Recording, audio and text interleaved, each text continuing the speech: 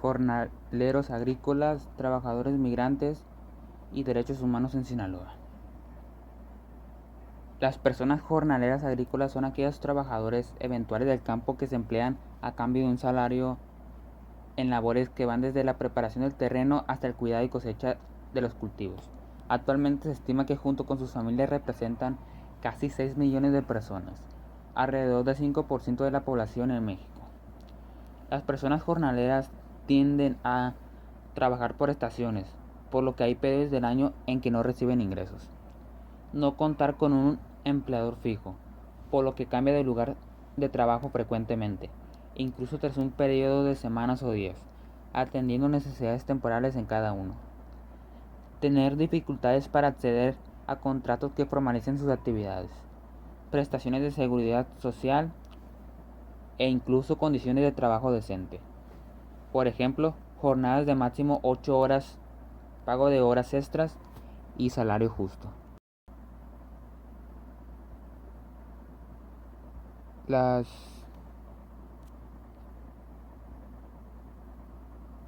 Las condiciones laborales antes descritas resultan en difícil acceso a derechos como la salud y la vivienda.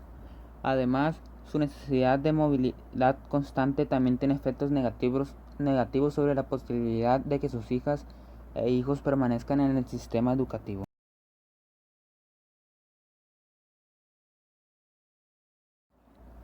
Violación a los derechos humanos de la mujer. La lucha por el respeto de los derechos humanos ha desplegado un sinfín de esfuerzos, reflexiones y acciones en diferentes épocas y latitudes. No existe la pretensión de documentar históricamente estos esfuerzos feministas en la búsqueda por mejorar sus condiciones de existencia que fueron marcadas por la visión centrada en el varón. La violencia contra las mujeres se da en todos los ámbitos y por parte de agresores diversos, desde la pareja y familiares hasta desconocidos. En el ámbito privado, la persona que más frecuentemente agrede a las mujeres es su propia pareja. La falta de documentación de esta forma de violencia contribuye a que se invisibilice y perpetúe. Hay 4 tipos de violencia hacia la mujer. Se lo voy a explicar qué, qué, qué es cada una. Violencia física. Manifestaciones, empujones, patadas, golpes, intento de asesinato, agresiones con algún objeto o disparos. Violencia sexual. Manifestación, tocamientos, besos o cualquier tipo de contacto sexual no deseado. Relaciones sexuales en contra de la voluntad de la mujer. Violencia económica. Manifestaciones, reclamos de dinero, amenazas o incumplimiento a dar el gasto, usurpación de bienes materiales, prohibiciones para trabajar o estudiar. Y por último, violencia emocional. Manifestaciones, comparaciones ofensivas, humillaciones, encierros, reclamos sobre los quehaceres del hogar, falta de respeto en las cosas ajenas, amenazas de muerte.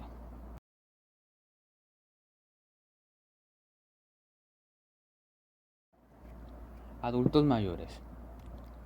De acuerdo a la ONU, las personas mayores son aquellas que tienen 60 años de edad o más. La violencia La violencia hacia las personas mayores es un problema del cual poco se hablaba hasta hace pocos años, debido a que ocurre en el ámbito privado y en muchas ocasiones tapado por los familiares cercanos, quienes en la mayor parte de los casos la ejercían. Existía un gran desconocimiento sobre los actos u omisiones que se consideraban maltrato, por lo que no se le daba el interés ni la prioridad, ya que no se sabía cómo detectarlas y menos atenderlas.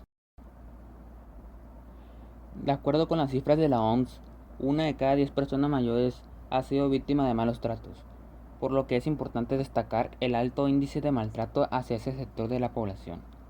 En muchos casos la violencia se da en su hogar por algún miembro de la familia. Desde una perspectiva gerontológica se han definido diferentes tipos de maltrato contra las personas mayores. Maltrato físico, manifestación, acto no accidental que provoca daño corporal o deterioro físico. Maltrato psicológico, actos verbales o no verbales que generan angustia, desvalorización o sufrimiento. Abuso sexual, cualquier contacto sexual no consentido. Abandono. Descuido u omisión en la realización de determinadas atenciones o desamparo de una persona que depende de otra por la cual se tiene alguna obligación legal o moral es una de las formas más extremas de maltrato y puede ser intencionada o no. Explotación financiera. Uso ilegal de los fondos, la propiedad o los recursos de la persona adulta mayor. Maltrato estructural. Se manifiesta en la falta de políticas sociales y de salud adecuadas, la inexistencia, el mal ejercicio y el incumplimiento de las leyes, la presencia de normas sociales, comunitarias y culturales que desvalorizan la imagen de la persona mayor y que resultan en su perjuicio y se expresan socialmente como discriminación, marginalidad y exclusión social.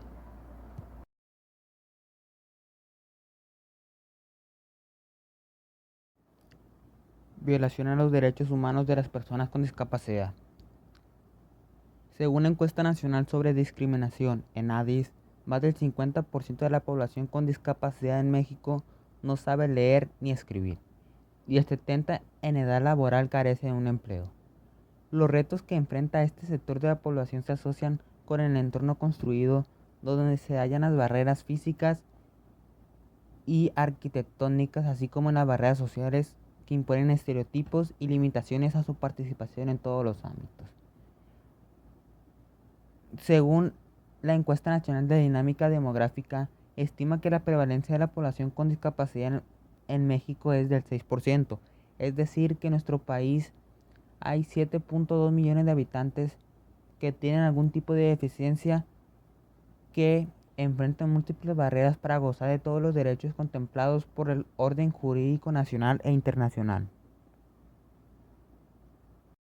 La disparidad de condiciones sociales, económicas, culturales, políticas, entre otras, genera diversas y múltiples barreras que acentúan la situación desfavorable de las personas con discapacidad, hasta ahora medianamente entendidas desde las políticas públicas, planes y programas. La encuesta nacional sobre discriminación en México, realizada en 2017 por el Consejo Nacional para Prevenir Discriminación, reportó que del total de las personas encuestadas, 28.9% de las personas con discapacidad había experimentado discriminación, de las cuales de la mitad consideró que ocurrió en razón de su deficiencia, principalmente por los servicios de salud, transporte público y el interior de su familia. 48.1% de las personas con discapacidad consultadas manifestó que no se respetaron sus derechos. 30.9% de las personas con discapacidad declaró haber tenido al menos un incidente de negación de sus derechos en los últimos 5 años.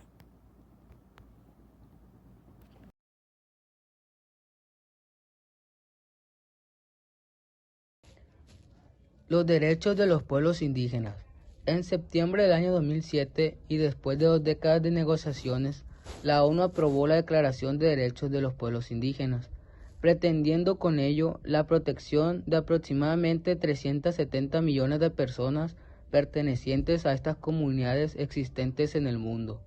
Es de resaltar que el documento se reconocen derechos individuales y colectivos, cuyo fundamento es manifestado en la Declaración, la cual señala: de igual manera, se destacan aspectos relativos a la educación, la salud y el empleo.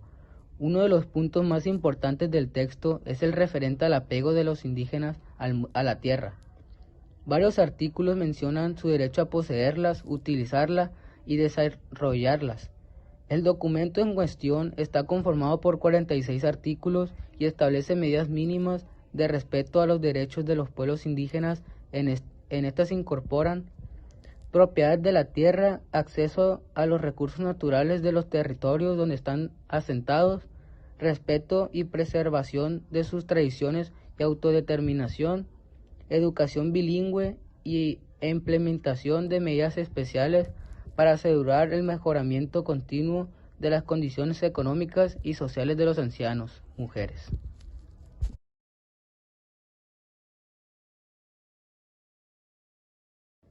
Periodistas y activistas sociales. Recientemente se ha dicho, con base en los hechos, que México es uno de los países más inseguros para quienes ejercen un periodismo de denuncia y/o son actividades sociales que defienden una causa aún en contra de grupos de poder económico y/o político. Podemos observar en las noticias y en los diarios casos de violencia dirigida en estos actores sociales, ciudadanos, que suelen concluir en asesinatos. La estadística nos permite ver la magnitud del problema en la apelación a la violación de los derechos humanos de periodistas y activistas sociales, así como la falta de acciones legales por parte del Estado encaminadas a la protección de los derechos de libre expresión y de seguridad, pero sobre todo de protección del derecho a la vida y a la seguridad personal.